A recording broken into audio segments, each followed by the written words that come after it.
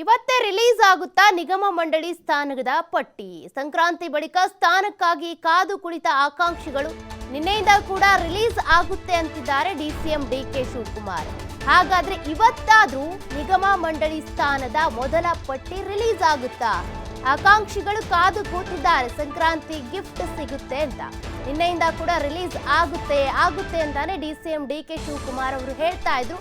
ಇವತ್ತು ಕೂಡ ಅದೇ ಹೇಳಿಕೆಯನ್ನೇ ಪುನರುಚ್ಚಾರ ಮಾಡಿದ್ದಾರೆ ಡಿಕೆ ಶಿವಕುಮಾರ್. ಹಾಗಾಗಿ ಎನಿ ಸೆಕೆಂಡ್ ಪಟ್ಟಿ ರಿಲೀಸ್ ಆಗಬಹುದು ಅಂತ ಡಿಸಿಎಂ ಡಿಕೆ ಶಿವಕುಮಾರ್ ಹೇಳಿದ್ದಾರೆ. ನಿನ್ನೇನೂ ಹೇಳಿದ್ದೆ, ಈಗಲೂ ಹೇಳ್ತಾ ಇದ್ದೀನಿ, ಯಾವ ಕ್ಷಣದಲ್ಲಾದ್ರೂ ಪಟ್ಟಿ ರಿಲೀಸ್ ಆಗಬಹುದು. 39 ಕಾರ್ಯಕರ್ತರು, 36 ಶಾಸಕರಿಗೆ ಈ ಪಟ್ಟಿಯಲ್ಲಿ ಅವಕಾಶ ಸಿಗಲಿದೆ. ಅದು ಸಂಕ್ರಾಂತಿ ಗಿಫ್ಟ್ ಅಲ್ಲ, ಸರ್ಕಾರ ತಂದಿರೋದು ಅಂತ ಡಿಕೆ ಶಿವಕುಮಾರ್ ಮತ್ತೆ ಅದೇ ಹೇಳಿಕೆಯನ್ನ ಪುನರುಚ್ಚಾರ ಮಾಡಿದ್ದಾರೆ. ಇವತ್ತಾದ್ರೂ ರಿಲೀಸ್ ಆಗುತ್ತಾ ಪಟ್ಟಿ? ಮೊದಲ ಪಟ್ಟಿಯಲ್ಲಿ ಈಗಾಗಲೇ ಶಾಸಕರು ಹಾಗೂ ಒಂದಷ್ಟು ಕಾರ್ಯಕರ್ತರು ಆಕಾಂಕ್ಷಿಗಳಿದ್ದಾರೆ.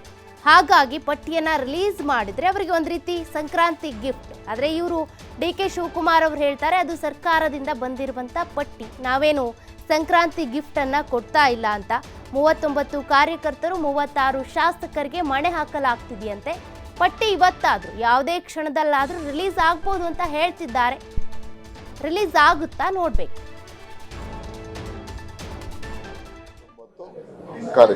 ಈ ಸೆಕೆಂಡ್ ಅಲ್ಲಿ ಅನೌನ್ಸ್ಮೆಂಟ್.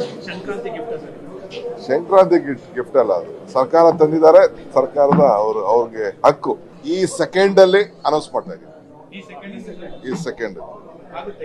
ಈ ಸೆಕೆಂಡ್ 39 ಕಾರ್ಯಕರ್ತರು, 36 ಜನ MLAಗಳು, 36 MLAಗಳು, 39 ಕಾರ್ಯಕರ್ತರು. ಈ ಸೆಕೆಂಡ್ ಅಲ್ಲಿ ಅನೌನ್ಸ್ಮೆಂಟ್. ಸಂಕ್ರಾಂತಿ ಗಿಫ್ಟ್ ಅಲ್ಲ, ಅದು ಸರ್ಕಾರ ತಂದಿದ್ದಾರೆ. ಈ ಬಗ್ಗೆ ಹೆಚ್ಚಿನ ಮಾಹಿತಿಯನ್ನ ಕೊಡ್ತಾ ಹೋಗ್ತಾರೆ ನಮ್ಮ ಪ್ರತಿನಿಧಿ ಶಿವಕುಮಾರ್ ಜೋಹಳ್ಳಿ ಫೋನ್ ಸಂಪರ್ಕದಲ್ಲಿದ್ದಾರೆ. ಶಿವಕುಮಾರ್ ಜೋಹಳ್ಳಿ, ಡಿಕೆ ಶಿವಕುಮಾರ್ ಅವರು ಹೇಳ್ತಿದ್ದಾರೆ, ಎನಿ ಸೆಕೆಂಡ್ ಯಾವ ಕ್ಷಣದಲ್ಲಾದ್ರೂ ಪಟ್ಟಿ ರಿಲೀಸ್ ಆಗಬಹುದು ಅಂತ. 39 ಕಾರ್ಯಕರ್ತರು, 36 ಶಾಸಕರಿಗೆ ಮಣೆ ಹಾಕಿದ್ದೀವಿ ಅಂತ. ಪಟ್ಟಿ ಇವತ್ತು ರಿಲೀಸ್ ಆಗುತ್ತಾ? ಸೌಖ್ಯ, ನಿಗಮ ಮಂಡಳಿ ಅಧ್ಯಕ್ಷರ ನೇಮಕ ಈ ಹಿಂದೆನೆ ಆಗಬೇಕಾಗಿತ್ತು.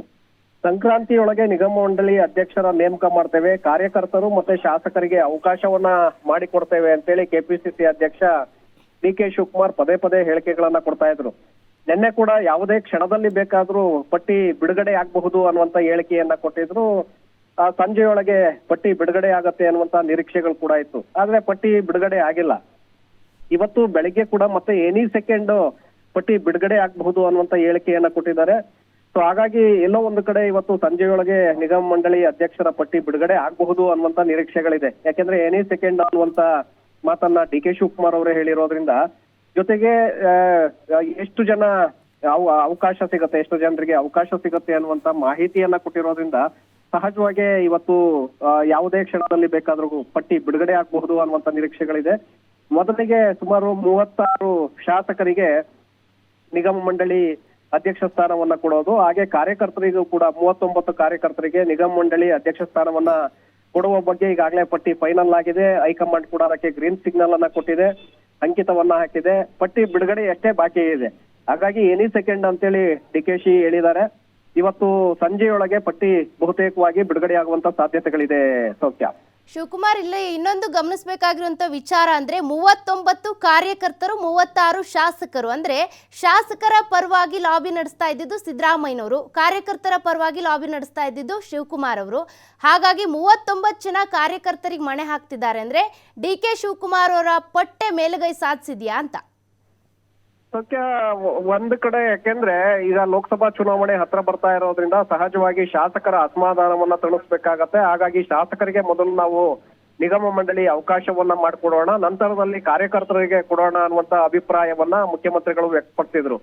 ಆದ್ರೆ ಡಿಕೆ ಶಿವಕುಮಾರ್ ಪಟ್ಟು ಹಿಡಿದು ಕೂತಿದ್ರು, ಇಲ್ಲ ಶಾಸಕರಿಗಿನ ಮೊದಲು ನಾವು ಕಾರ್ಯಕರ್ತರಿಗೆ ಅವಕಾಶವನ್ನ ಮಾಡ್ಕೊಡ್ಬೇಕು, ತಳಮಟ್ಟದಲ್ಲಿ ಕಾರ್ಯಕರ್ತರು ಪಕ್ಷ ಸಂಘಟನೆಯನ್ನ ಮಾಡುವಂತದ್ದು, ಜೊತೆಗೆ ಮತದಾರರನ್ನ ಚುನಾವಣಾ ಕೇಂದ್ರಗಳಿಗೆ ಕರೆತಂದು ಮತದಾನವನ್ನ ಮಾಡಿಸುವಂತವ್ರು ಕಾರ್ಯಕರ್ತರು, ಬೋರ್ಡ್ ಫ್ಲೆಕ್ಸ್ ಗಳನ್ನ ಕಟ್ಟುವಂತವ್ರು ಕಾರ್ಯಕರ್ತರು. ಹಾಗಾಗಿ ಕಾರ್ಯಕರ್ತರಿಗೆ ನಾವು ಅವಕಾಶವನ್ನ ಮಾಡಿಕೊಟ್ರೆ ಲೋಕಸಭಾ ಚುನಾವಣೆಯಲ್ಲಿ ಅತಿ ಹೆಚ್ಚಿನ ಸೀಟುಗಳನ್ನ ಗೆಲ್ಲಬಹುದು ಅನ್ನುವಂತ ಅಭಿಪ್ರಾಯವನ್ನ ವ್ಯಕ್ತಪಡಿಸಿದ್ರು. ಆದ್ರೆ ಮೊದಲ ಬಾರಿಗೆ ಸಿದ್ದರಾಮಯ್ಯನವರ ಕೈ ಮೇಲಾಗತ್ತೆ. ಕೇವಲ ಶಾಸಕರಿಗೆ 25 ಶಾಸಕರಿಗೆ ನಿಗಮಗಳ ಅವಕಾಶವನ್ನ ಕೊಡೋಣ ಅನ್ನುವಂತ ನಿರ್ಧಾರವನ್ನ ತೆಗೆದುಕೊಳ್ಳಲಾಗತ್ತೆ ಸುರ್ಜೇವಾಲಾ ಅವರ ನೇತೃತ್ವದಲ್ಲಿ ನಡೆದಂತ ಸಭೆಯಲ್ಲಿ. ಆ ಪಟ್ಟಿ ಕೂಡ ಹೈಕಮಾಂಡ್ ಸೇರುತ್ತೆ, ಆದ್ರೆ ಹೈಕಮಾಂಡ್ ಅದಕ್ಕೆ ಅಂಕಿತವನ್ನ ಹಾಕೋದಿಲ್ಲ. ಕಾರಣ ನೀವು ಕಾರ್ಯಕರ್ತರ ಪಟ್ಟಿಯನ್ನು ಕೂಡ ಜೊತೆಗೆ ತೆಗೆದುಕೊಂಡು ಬನ್ನಿ, ನಂತರ ಅದಕ್ಕೆ. ಓಕೆ, ಥ್ಯಾಂಕ್ ಯು ಶಿವಕುಮಾರ್ ನಿಮ್ಮೆಲ್ಲ ಡೀಟೇಲ್ಸ್ಗೆ. ಇವತ್ತಾದರೂ ಪಟ್ಟಿ ರಿಲೀಸ್ ಆಗುತ್ತಾ ಅಂತ ನೋಡಬೇಕಾಗುತ್ತೆ. ಒಂದು ಕಡೆ ಶಾಸಕರು ಮತ್ತೊಂದು ಕಡೆ ಕಾರ್ಯಕರ್ತರು ಎಲ್ಲರೂ ಕೂಡ ಆಕಾಂಕ್ಷಿಗಳೇ. ಆದರೆ ಪಟ್ಟಿ ಮಾತ್ರ ಇವತ್ತು ರಿಲೀಸ್ ಆದರೆ